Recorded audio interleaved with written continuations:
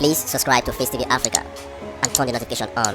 Facetv Africa, ẹ jọ̀ọ́, subscribe, hete. Face TV was Swoby.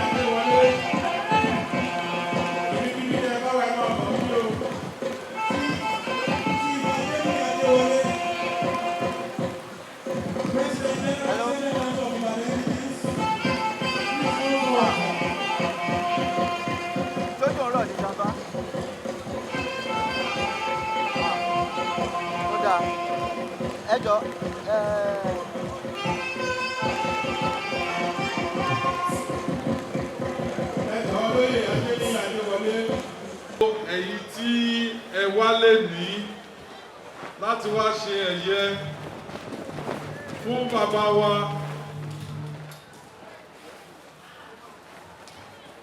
Kábíyèsí His Imperial Majesty Ọba Mahood Ọlálékan Balógun Ali Ogunmade II.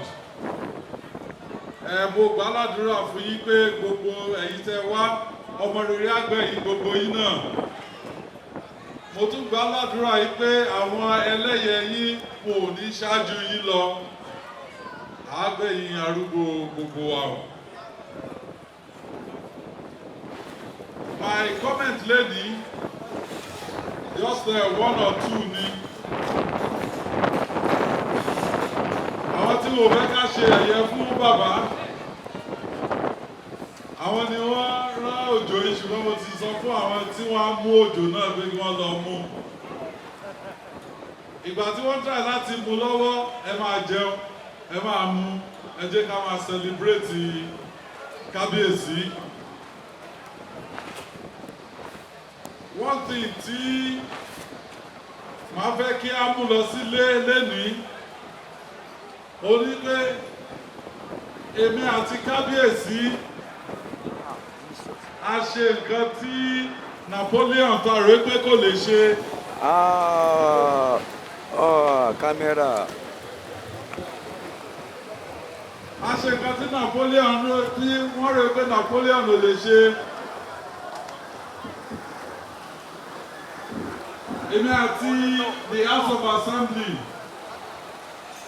on 26th Friday 26th May 2023 we amended the chieftaincy law Oyo State so that the governor need àti lọ sí ọ̀dọ̀ Council of Chiefs láti amend declaration àwọn lọ́balọ́ba and myself and Kábíyèsí we amended the Ibadan chieftaincy declaration.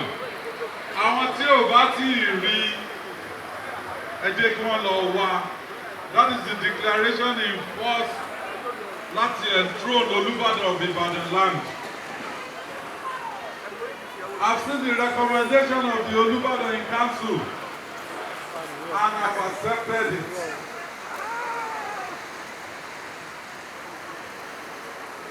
I've accepted it and we will, as soon as the Baba wa Ọba Ọlákùlẹ́yìn tí wọ́n bá ti wà strong enough, he will be enthroned because due process has been followed.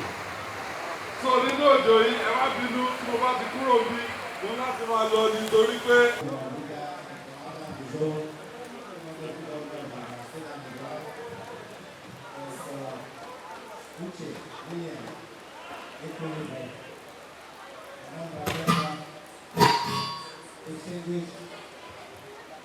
Ladies and gentlemen, Your Majesty, Royal Highnesses, all your sons and daughters, ladies and gentlemen, gentlemen of the press, on behalf of the really dynasty, I want to first appreciate God Almighty who gave us a make this event of a success. Then I would like to, on behalf of our family, appreciate the government, His Excellency, of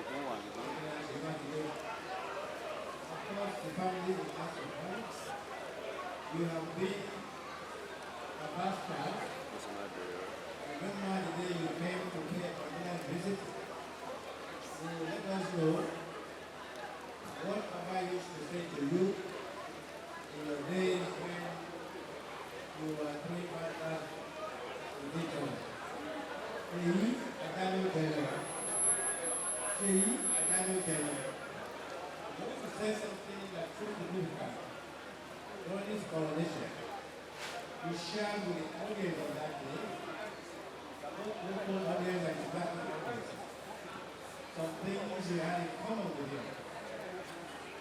And we are very proud of him and death. We are so proud of you. And we wish you all the best in your endeavor. We wish you all the best in your life. And we pray that you will be in the world. And we go for our constituents in Nigeria. Commissioner for Local Government, Commissioner for Women Affairs, and all members of the committee, which also use this occasion to thank the Central Council of the Indigenous for their support following the life of Baba, for their support even in death. Let me also use this opportunity to thank members of the Advisory Council, Your Royal Majesty, cooperated and supported Kábíyèsí during the struggle in Makinde and Seyi. And they're still with the family, even in death. We appreciate you all. We thank you all. God keep you all safe and healthy. Distinguished ladies and gentlemen, once again, I want to thank all your sons and daughters. I want to thank all your sons and daughters both at home and in the diaspora. bàjẹ́ o. Òkè Ìbàdàn á kí gbogbo wa o. Ní agbára Ọlọ́run, Ibadan tó jẹ́ Christian city, the capital of Africa, will continue to grow from strength to strength. Thank you all and God bless you. Amen.